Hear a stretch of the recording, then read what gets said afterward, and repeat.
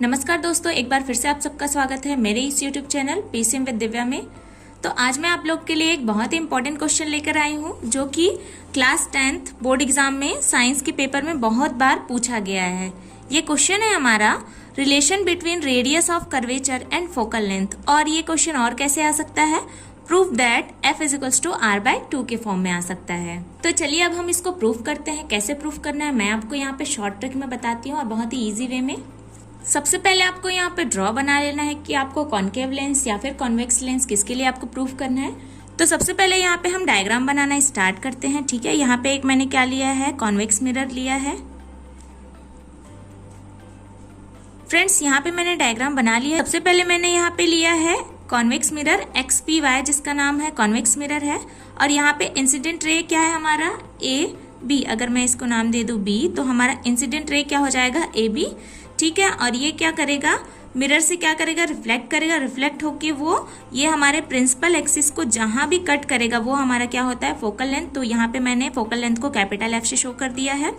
और जहां पे ये अगर लाइन को इससे ज्वाइन कर दे तो ये क्या होता है, हमारा सेंटर ऑफ कर्वेचर होता है। ठीक है, तो सबसे पहले यहाँ पे क्या आ गया, हमारा XPY जो है हमारा कॉन्वेक्स मिरर आ गया। एंड जो PF है यहाँ पे P से F, P मतलब यहाँ पे पोल है और F क्या है, हमारा फोकल लेंथ है। तो P से F तक का डिस्टेंस कितना है, आपका फोकल लेंथ है। इसको स्मॉल f से शो कर रहे हैं। वैसे ही हमारा यहाँ पे देखिए CP इज इक्वल्स टू कितना आ जाएगा distance, CP is equals to क्या आ जाएगा, R आ जाएगा, जो कि है हमारा रेडियस ऑफ कर्वेचर। यहाँ पे लिख देते हैं इसको, ये क्या है, हमारा रेडियस ऑफ कर्वेचर है। और यहाँ पे देख सकते हैं एंगल ABC, हमारा ABC क्या है, इंसिडेंट एंगल है, जिसको I से हमने शो किया है। सो ABC इज इक्वल्स टू क्या लिख सकते हैं, यहाँ पे I लिख सकते हैं।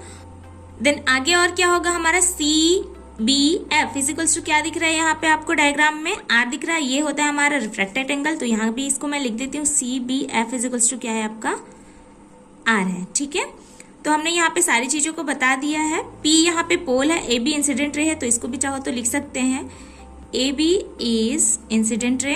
AB क्या है, इंसिडेंट लाइट या फिर इंसिडेंट रे है। P क्या है आपका, and P is a pole. P क्या है, पोल है।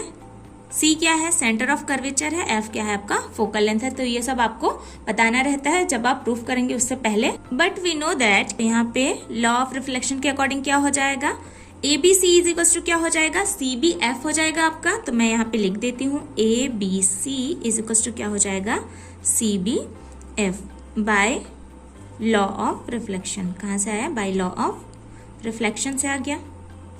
यहाँ पे क्या दिख रहा है फ्रेंड्स, AB और PC क्या है, एक दूसरे के पैरेलल है। और लाइन CB क्या कर रही है, इसको कट कर रहा है। मीन्स यहाँ पे हमारा एक Z शेप का एक एंगल यहाँ पे I बन रहा है और एक यहाँ पे I यहाँ पे बनेगा। तो ये दोनों क्या होते हैं, आपस में इक्वल होते हैं।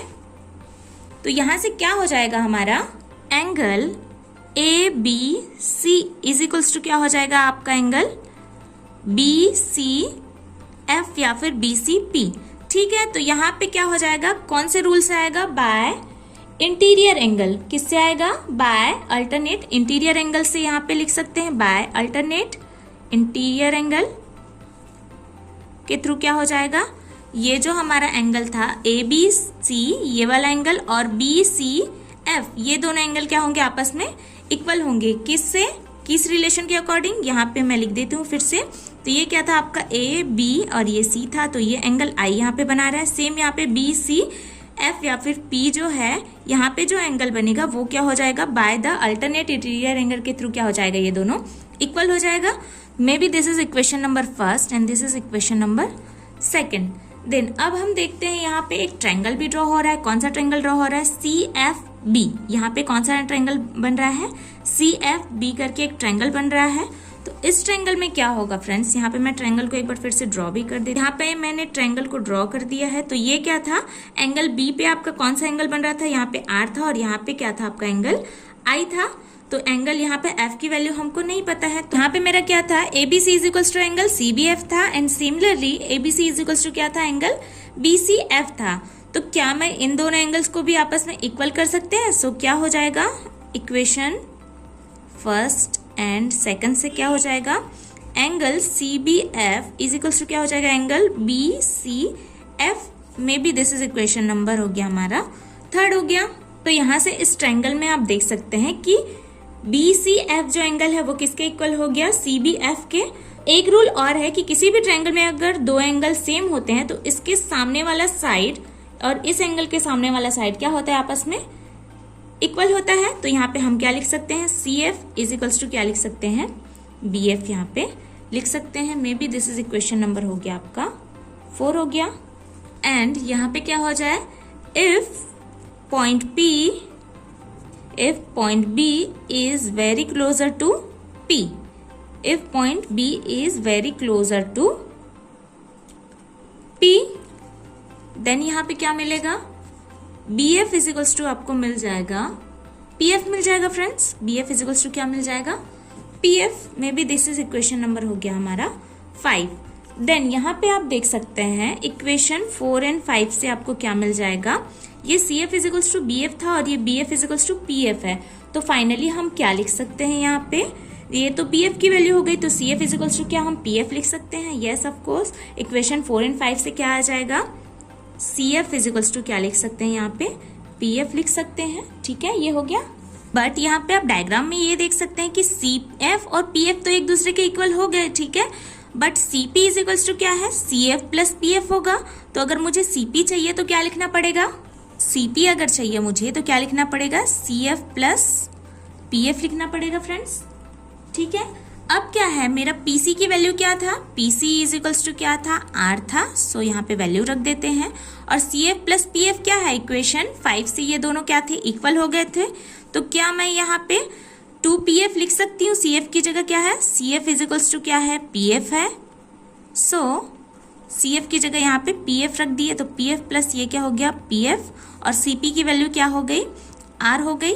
और PF प्लस PF क्या हो गया आपका, 2PF हो गया एंड R। बट यहाँ पे PF की वैल्यू क्या है, स्मॉल f है, जो कि क्या है, फोकल लेंथ है। सो यहाँ पे मैं F रख देती हूँ। सो 2F आ गया इज इक्वल्स टू R। और इसी को और क्या लिख सकते हैं, F focal length is equals to क्या हो जाएगा, R/2। सो यहाँ से रिलेशन में ये पता चलता है कि फ्रेंड्स कि किसी भी जो मिरर है हमारा कॉन्वेक्स मिरर, उसका फोकल लेंथ जो होता है रेडियस ऑफ कर्वेचर का कितना होता है, हाफ होता है। तो यहाँ पे ये लिख लेते हैं, focal length of convex mirror is half of the radius of curvature, half of the radius of curvature. और यही क्या करना था, हमको प्रूफ करना था। तो यहाँ पे फाइनली लिख देंगे क्या, प्रूफ्ड। ठीक है, आई होप फ्रेंड्स ये टॉपिक आपको समझ में आया होगा अच्छे से। आपको और कौन कौन से टॉपिक में डाउट जाता है आप मुझे कमेंट कर सकते हैं, मैं उस पर वीडियो बनाने की कोशिश ज़रूर करूँगी।